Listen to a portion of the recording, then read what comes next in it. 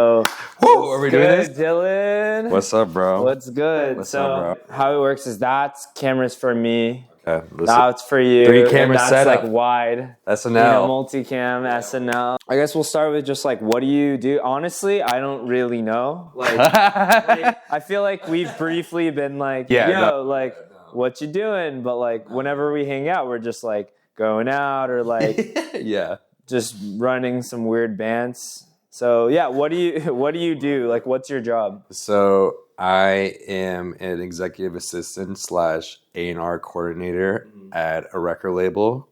Sick. I work at a record label that's a joint venture within Interscope. Interscope, for just like general understanding, is one of the biggest record labels ever. There's like a bunch of record labels I could tell you about, but they're kind of one of the main players. And I primarily do, like A&R stuff. I'm happy to explain what that is, but I work in mostly music. I happen to do some stuff in film and TV across Sync, which is, Sync is like Sync is basically like the soundtracks and like the songs I play in the background during like a TV show, Right. So like Love Island, for example, like all the songs that you hear like when they're like getting ready and stuff like that, that's all Sync stuff. So that's because I work at Collabo Music, which is with Kenya Barris, and Kenya works in music and TV and film, does a bunch of really cool stuff. Yeah. So you're an executive assistant. So who are you assisting on a daily, like the executives at the label or the? So my boss. So you don't have to name names. If you don't want to. You can if you want to. Yeah, no.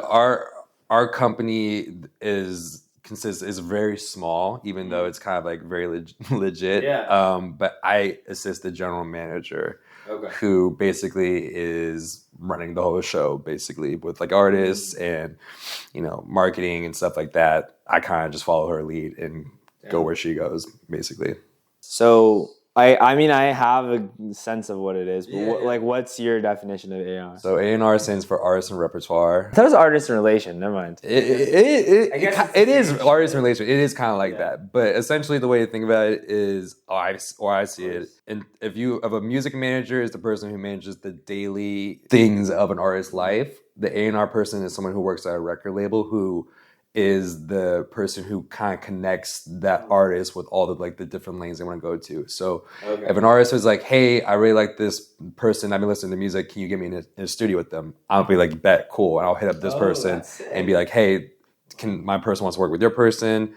Can we get them in the studio at this time, blah, blah, blah, and, blah, blah, blah. And I text the other person, I'm kind of like the connector between, like, if an artist is like, hey, I really want to get like a creative director, I'm like, cool, I have a list of all these people that we've been using.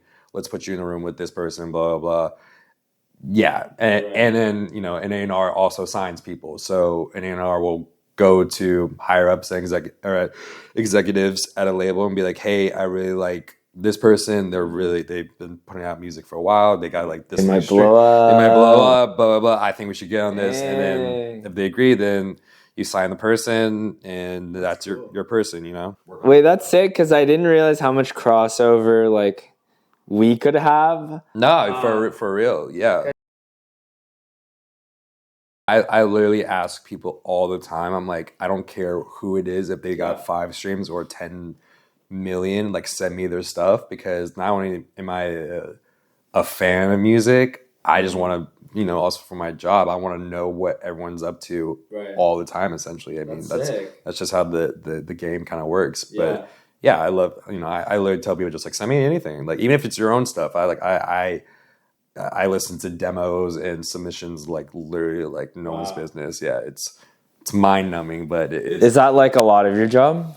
Yeah, it's a good amount. I mean, I used to do it more when I was doing internships at other record labels back in New York, but less of that now, thankfully. But yeah, when I was an intern, I was listening to like 60 demos like a day, and just like be like, this is cool, this is bad, this is all right, this is mid, this is, this is this song, and I would just send them back to people. That's pretty cool, because like I'm doing a similar thing where like I'm judging people's, like, we're both kind of like we're doing very similar like, positions. Yeah, you're not. I don't like the word judging because it sounds negative, but you're definitely evaluating someone's, potential. And it's kind of cool how we're like able to like have a little bit of part in someone's career. Yeah, and, like, dude. No, like that might help. like for real, like I'm not saying like I'm like the greatest A&R ever, or like A&Rs are the best people in the world. I mean, I know a lot of great people, but A&R and like what you do is you can change someone's life essentially. It just takes one song, takes one signing to really change someone's entire life, family, everything. And that's like it's a crazy idea to think about. Do you like your job or? No, I hate this shit. No, I do really like my job a lot. I definitely am trying to I'm currently in this stage of my life, to be honest, where I'm trying to find the ways to elevate it a little bit more into the creative space, because that is like my core of my identity is being creative. And I do think I'm like getting towards the right steps on that path. But I do really like my job because I like I said, I'm a fan of music. I do enjoy the business of music, and I just like to, I like people. Like I like talking to people. I like making connections with people, and I get a lot of joy out of connecting people too, and seeing what magic comes from that. I think that's the coolest shit in the world. It's so fun to like, even if it doesn't even benefit you, just like connect other people. Nah, because it's just you're putting. That's how creativity works: is having this side come to this side, and then just like some crazy shit happens, or it doesn't happen, or if not, you meet a cool person that gets you to the other person that wants to make fire with them, Yeah, I guess like how did you? Because I know you went to NYU and all that, but like, how did you get into your job? You can go however back you want, but like, how did you find this job? I mean, if we really want to take it back, I've always been a fan of music. I've been a fan of everything. And we used to go to fucking concerts all the time. I mean, I was like hitting you up, and I was like, we gotta go to this one. That was a lot for high school too. Yeah, no, I mean, like that was like almost like 2 to 3 concerts a week, honestly. We used to go fucking a lot. Yeah, I love music too. But when I went to NYU, I went for film and TV because I'm also a fan of film and TV as well. But I was working like doing film stuff, and I was really enjoying it. But I felt like everyone around me that I was like living with, but also like my social circle was all music heads, and it felt kind of weird because I felt very opinionated about a lot of the stuff I was like seeing or doing. Yeah. Not like that I'm like right, but I just felt like very strongly about it. And I was like, I don't know why like I'm not doing this and stuff. And then I remember like my ex-girlfriend, she was like, why don't you just go do like an internship at a record label? Like, stop fucking around. And I was like, you know what? Like, why not? So I hit up my friend Blake, and I actually got an internship at Benny Blanco's label. Friends Keep Secrets. Really? Yeah. I didn't know that. Yeah, I got an internship with my girl Becky, who I got. Shout out Becky. I don't know if she's gonna be watching this. Maybe not. But she's who knows if the shit blows up? She's the shit. I got a very small like A&R internship like through her, and I just kind of like followed her and saw all the sides of the music business. And that's awesome. Yeah, I just was like doing that, and I was like, I really enjoy this. And then I was back that was during the summer of my sophomore year in college. So you started kind of early. Yeah, and then I was like, okay, I want to keep doing this. So then I just kept kind of building it up. I got internships at Columbia, the other record labels, RCA, Sony, and then I got a job at Genius. So I was just kind of like, I remember that. Yeah, I was like in the film and TV department too. So I was just kind of going like here. I was trying to touch as many bases as possible. And then I got to my job now because I was at Genius. I left. I was kind of doing freelance stuff, working in music videos for a little bit, and it was kind of hard during COVID because obviously pandemic. Yeah. Which I'm sure like how like that shit works. It was insane. Yeah, it's brutal. And so I was doing that, but I wanted something more stable. And then through my friend, I found out my boss was looking for an assistant at this new record label, and I was like, yeah, let's do it. And yeah, that's your been there ever since. Do you feel like starting from your first one and the other ones, like was that mainly through like did you ever reply to them, or were you like kind of word of mouth, like you worked here and then you found someone here, or is it about the music business is that your most powerful asset, in my opinion, is connections. And it's just, you can, to be honest, you can skip a lot of stuff if you know someone, a lot of steps. And, it's not always the best, but it's true. And honestly, when I just knew people that got me to this internship, and I knew this person got to this internship. A couple other ones, when I worked at Genius, that was like a cold reach out. Oh, really? I was like, I really want to work at Genius because I think their shit's dope. And I emailed, what did I do? I looked on their jobs and didn't see anything. And I saw there was like a new film and TV department. I found my old boss on LinkedIn. And I messaged him just like, hey, hey, I'm a student at NYU. Yeah. I'm trying to get more experience in this industry. And I see you got like this new division opening up. If you need anyone to just like do anything, please let me know. And he was like, yeah, actually I need someone. And I was just a coordinator there for almost half a year, I think, or something like that. Yeah. And then dang, cold read. Yeah, I feel like that's bold, but I feel like I always tell people to do that too. It's like, yeah, you can't, you will miss any opportunity you don't take. So, and that's not like go and like be in everyone's business all the time, because that's also like a big thing in the music industry is not to be like pressy about stuff. But if you're respectful and just offer your time and show your willingness to like work hard and be dedicated, most of the time people are gonna be like, cool, like let's do something. If not, they're gonna remember you.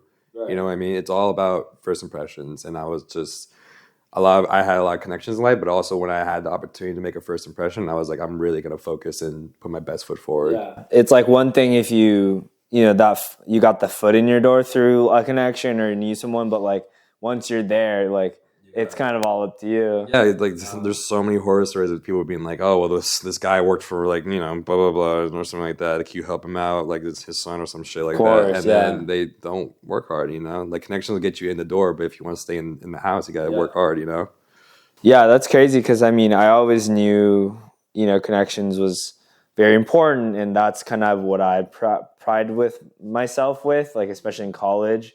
Because I figured out after, like, high school, like, like we knew a lot of people who were connected, and I was like, this is super important. And a lot of people that I went to college with, like, especially when they're looking for jobs, they're like, oh, I gotta, and resume is important and all that, grades are important, but like, they were not all, but a lot of people were like, oh, I gotta apply and this, and like, I'd always tell people like, find someone that works for that company, like figure out, and like, just be hungry for it. I mean, dude, like, listen, it's so important. When I was doing music videos and freelance and stuff, I was emailing because I really wanted something stable. I was emailing like every single place in the world, like 3 or 4 days a week. I would literally spend 2 hours just be like, email this person, blah, blah, blah. And I got literally like so many like, nah, basically, or like, we don't have anything, or we can't offer you anything. But I just was like, it's gonna work out. You just gotta keep doing it over and over and over again. And something usually just comes out of it. Yeah. And even if they say no now, like in a few months, it might be like, oh, wait, I remember that guy who hit me up a few months ago, and now I have a thing. If you don't get your opportunity, you will at least get like a memory for that person. And it's honestly a great feeling when someone's like, hey, I remember you, actually. I remember that email, or talking to people and stuff like that. Yeah. Like, for example, I was at Coachella this weekend, and Kenny Beats, obviously. Oh, Kenny? Yeah, I emailed Kenny a long, long time ago. No way. Like, asking for an internship when he was in his EDM group, Loud Pack. And I forgot he was in Loud Pack. People don't know that, like, he started out as like a DJ, like Loud Pack. Because I fucking loved Loud Pack. They were the shit. And I wanted to... And I also, I was like trying to get internships, so I emailed them and I got like a reply back, and they're like, "Hey, can you do this?" And I unfortunately couldn't do it. And then years later, I met him again, and I was like, "Yo, like I actually emailed you a long time ago," and he's like, "I remember that. I remember you, boy." Yeah. He's like, "Yeah." He seems like such a chill dude. Oh, he's so chill. He's super nice, but yeah, you at least get it. That was like 10 years ago, like. Oh, really? Oh my God, I like emailed him when I was in like high school. Oh, really? Yeah, and then he's like, I remember that because because we didn't have like we didn't know what the fuck to do with the intern. I was like, that makes sense, but yeah. That's crazy. Yeah. And how did you? I guess like so. One purpose too for this show is like I want to kind of target people who are just in our position, like in college or maybe right out of college or maybe even earlier, about like how to get jobs, obviously, but like just kind of skills to learn. Obviously, they'll learn about the industry through just like listening to us. People will want to know, like, how did you find these emails? Like, were you, because I have my methods and I can talk about it too, but like, what is the cartel? No, I'm just kidding. Just slip a little piece of paper. Yeah, it's a little envelope, some cold hard cash. I think the most important thing that's gonna get you to your success is your character and who you see yourself as. And I think that takes a lot of self-reflection, and you kind of have to figure out what you want to do or have an idea about what you want to do. And you don't have to have the answers to all these questions when you're like in college and shit. And that's like why you go to college, because you start to figure out who you are, obviously. Yeah. But I think what helped me is I have a high self-awareness about who I am and what I'm good at, what I'm not good at, what drives me, what scares me and stuff like that. And how I benefit to someone else in a company or like an artist, something like that. And I know how to play my cards right with that, you know? And so I'm like, you know, you gotta be a people's person. And I think just having to understand who I am and being able to showcase that to people and what avenue I want to go down has allowed me to be like, click with the right people and the right people on that path. And I think the thing that our generation's really, really good at is that we know how to use the internet. And I mean, like, really use the internet. And I grew up with the internet, and I'm saying the internet 1,000 times in a sentence, but I just knew how to, like, okay, I like this company a lot. They're doing really cool shit with these people. You know, like, for example, like, when I was working in music videos, I worked at a company called Psycho Films. I was doing production assistant work for them. The way I found out about them is because I went on YouTube, and I was like, who are some of my favorite artists right now? Okay, Kendrick Lamar, Dominic Fike, J-Rock. And I was like, okay, cool. I want to work in music videos. Let me go watch their videos. I watch their videos. I go in the description and it says all the credits for that company. Right. Cool. Yeah. It says Psycho Films. Let me Google Psycho Films. Oh, cool. They're actually really close to my house. Wow. And here's their website, and there's a general email for it. Let me just email them and be like, hey, my name is Dylan, blah, blah, blah. If you need any help with this stuff, like, I would love to help you. And I got an email back. I did a Zoom interview and with the guy. Really? And then, like, within 2 weeks, I was like there, you know? You just did the general email? Yeah, it was just a general email. Not even like a person? No, it was just a general email. And this guy, Sam, like, got back to me. He's like, yeah, like, let's put you to work. And I was like, cool. It's all like, and that's because I was like, I know how to use the internet. I know how YouTube works. I know they're going to have the descriptions, or, you know, that's smart. I've gone on like websites and just looked through all the things I could find. Like, what's the one thing that's going to click me to there, you know? Yeah. Sometimes it's even, you know, looking up some of the people who work there, going on Instagram and looking up who you got mutuals with and be like, oh, my boy Derek knows this person. Let me ask Derek if he can maybe connect me, or something like that. Just as like, you know, something nice. And there's a lot, like, the internet is just, you just gotta be like creative, and you can just find so many ways from the bottom of the page to the top of the page. There's a lot of ways you can get at it. And I feel like a lot of people get scared about like reaching out and like that. But like, I always tell people too, like, well, one, you know, they might say no and like whatever, but like, you kind of have to over that. But like, think about it. Even if someone asked you, like, I'd be like, of course. I mean, I unless it was like I fucking hate this person, which I don't hate anybody usually. Like, I don't think I could think of someone that I hate. But like, it's like you're a good person. Yeah. But it's like, I would never be like, nah, like, screw you. I'm not gonna like. The only time I would probably say no is like, oh, I actually really don't know this person. It's just like somehow I just follow them or something. Be a nice and respectful person. Like, it's not like, don't be a dick. It's just nice. You know, just be like, hey, like, what's up? This is who I am. This is what I can do for you if there's opportunity for it. And if not, like, thank you for taking the time to read this email. Right. It's that simple. It doesn't take. It's just, you just gotta be a nice, respectful person. You have no ego involved. Be like, I'm the next fucking I'm becoming an artist out of Atlanta. Put me in your music video. Like, that doesn't work, bro. Yeah. People just care about like authenticity, you know? Yeah, man. So that's cool. Yeah. I feel like I didn't know a lot of your, because like I've seen you so much like throughout, but like, what the fuck's this dude do? Yeah, especially like NYU people like that went to our high school. Like, I've heard about them. I've seen through, you know, social media and stuff. But like, I didn't go to New York during college. Like, I honestly should have visited. But like, I was like, like the people I live with, and also like my main friend group was mostly like film and music kids, but majority music kids, and it was producers, songwriters, people who were also doing A&R, people who were doing management, like. There's so many, like, it was just all music stuff. And I naturally just fell into that crowd because we're over similar interests and stuff. But, you know, it's also just, you know, living in New York and going out and, you know, meeting people and stuff like that. You know, I mentioned agent representation for me. That's like pushing the envelope, like thinking about your industry. You know, obviously you love it, you love your job. But what's wrong with it?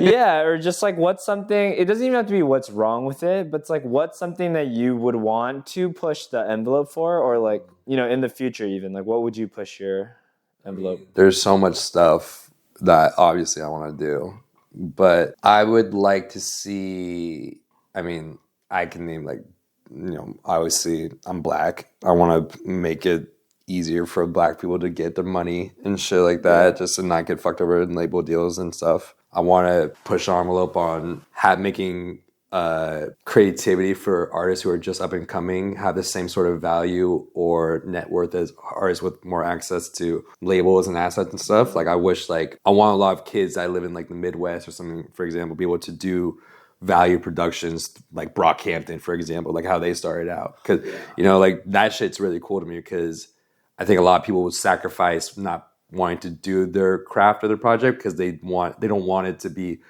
look like a shitty thing, you know. And I think that sucks. I want people to get more access to like those opportunities and stuff. I haven't figured it out yet, or I'm sure there's a lot of people who are figuring it out or have figured it out, but I want to definitely be on that side. But I think maybe like the biggest thing for me probably is I haven't seen a lot of horror stories of artists just getting screwed over in so many ways with like the royalties, label deals, contracts, obligations, yada, yada, yada. Their music getting pushed back and stuff like that. I want to find a lot more ways for artists to not get screwed over through in every single way they can get screwed over. And I know that's incredibly general and vague, but I want to find ways for artists to be taken better care of by labels, managers, even like their fans too. You know what I mean? Like I think creativity and artistry is something that's incredibly valued, and if people have a gift for that or put in the time for it, it should be protected. Yeah, for sure. I think a lot of people are in it for the wrong reasons and want to screw over those sort of people. So I'm not saying like I'm a justice warrior, I'm advocating, but I am advocating for that sort of shit because it's important, you know? Yeah, I feel like I always hear stories of like, I mean, the one that I hear the biggest is like the Taylor Swift whole thing with like Scooter Braun and all that. Shit's insane. It's like, I don't know, she's like a generational artist, and like, how does she not own her own fucking songs? Like she has to re-record them, or even just like, I think it's insane, like the whole clearances, because like, I mean, I deal with this daily in my job, is like to literally get a song cleared can take weeks, and it's like, it's because there's like literally like 5 different writers, 8 different publishers. We have to get approved for all, and I don't know how all of that works, but like there's so many cases where we just like can't play this song or use this song. We're like, oh, sorry, you can't sing this song because like it's your best song. You can't even like hum it too. You can't even hum it, or even you can't even like tap to it. And I'm like, it just stunts creativity. Sample clearance is to me is a paradox part of music sometimes, because it's just I mean, I'm not saying like everyone should just be able to do whatever they want, but it is crazy sometimes when artists can't play the drum loop from a song from 1954 because someone in some old head living in Alabama is like, my grandfather wrote that, so you can't do that, you know. And to me, that's crazy. For example, Lil Nas X, Old Town Road is a sample of a Nine Inch Nails song. Imagine if like he was like, nah, you can't do that. Like the dude's literally like a diamond selling artist now because of that. Like what? Like shouldn't he just fuck around with it and just like, you know, do some shit with it? But I don't know. Yeah, there's a lot, like sample clearance is crazy to me, you know. And do you think like kind of along the lines with like there's so many writers and publishers and blah blah blah, like that relates to what your issue of you know, artists not being able to like, well, getting taken care of, but also like ownership of their own music? Splits and royalties and all that is crazy because, you know, it's hard to define the what is a split and who gets ownership of a song. If you're in the room with someone and be like, hey, it should sound like this. Does that person get part of a credit? Should they get 5 cents in their pocket every couple months? Like, there's a debate for that, you know? Yeah. But artists a lot of times, not only through song clearances and, royalties and stuff, they get fucked over by label deals. And, a lot of label deals, you'd be like, people will sign and people forget that you owe 8 parties different checks now because you signed to this label. And because label deals they're not really deals or investments. A bunch of people are in the label are being like, we think your music could pop off. Here's a bag for it. Let's see what you can do with it. By the way, part of that deal is you owe your manager this, you owe this person this, you owe this person this, and it's also in advance. So eventually you got to recoup that money back. Oh, really? You have to kind of pay it back? You got to pay it back. And if you don't, a lot of people get screwed over, you know what I mean? And it's not, a lot of times it's not pennies, it's a lot of money. So artists get screwed over in that way too, Wow, I didn't know you had to pay it back. Yeah, because you go get a check and then you're like, I made it, so you go buy a Lambo, and then your label is like, hey, where's that EP you promised us? And you don't have any money for a recording budget because you spent it all. So now you got a Lambo, but you ain't got no money.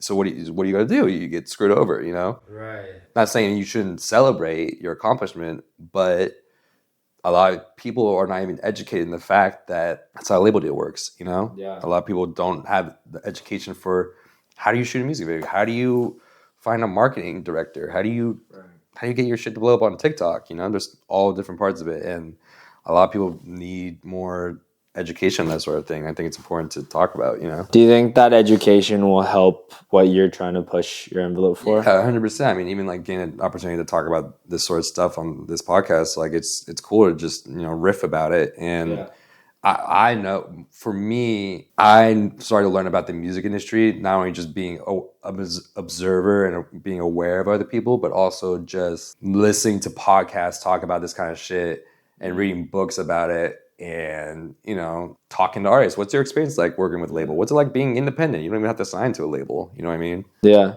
Just being...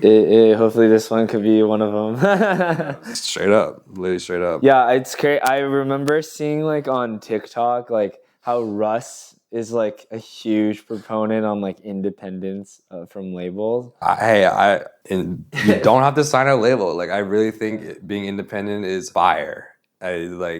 Chance the Rapper, for example. Chance the Rapper. Dude, one of my favorite examples is a group called Suicide Boys. Oh, Suicide Boys. Suicide Boys, I'm a huge fan of just not only their music, but they're independent, and I didn't know that. That's cool. They are very, very successful, and they did a lot of their shit on their own. You can totally do it. It takes a lot more work, and it's difficult, but if you want to if you want to own a lot of that shit, and you don't want to sell your masters and stuff, go for it, Because it's harder work. Just so obviously there's benefits because you own everything. But what are the benefits of being in a label then? Benefits of being a label is that you sign to a label, and now your A&R, for example, is like, hey, I can get you connected with this creative director. You want a song with who? Oh, I actually know their writer. They are really good friends with me. I'll put you in the room for this, and then you go and make a bunch of stuff. And Brockhampton, for example, they were independent for a very long time, doing great, and then they signed to a label, and then their shit really popped off. Then. So did they sign before Saturation albums? Or after? They signed after Saturation 3 to RCA, I think. Yeah, right. Saturation 3 was that Iridescence? Yeah, that's Iridescence is after I think they signed either. I think after 3 they signed, to RCA. Wow. So those 3 they did themselves. Yeah, it was all them. That's fucking nuts. Those are my favorite albums. No, dude, they had connections. Don't get me wrong. Right. But yeah. They all lived together and worked their ass off and did it on their own. That's fire. It's fire. And then they were and then they switched it up. They're we actually want to be a part of a label, and they got signed to a label, and then they took off in a whole new direction, Yeah. So it can, obviously labels exist because they help. There's pros and cons to signing a label. There's pros and cons to being independent. You just, like I said earlier, being more aware of what your artistry is and your career it could potentially take is when you find the answers to be okay, maybe I should sign a label in the future, or maybe I should not sign a label. For sure. So just kind of to summarize, you want to kind of obviously make sure artists are more taken care of. Yeah. in general, but educate other people on the pros and cons of labels and just all that. Yeah, I would like to be a curator for how to succeed in the music industry, I guess. Yeah. You know, which sounds vague, but to me, I'm always a person I can talk a lot, but I like to show how I do it, you know? Yeah. That's fire.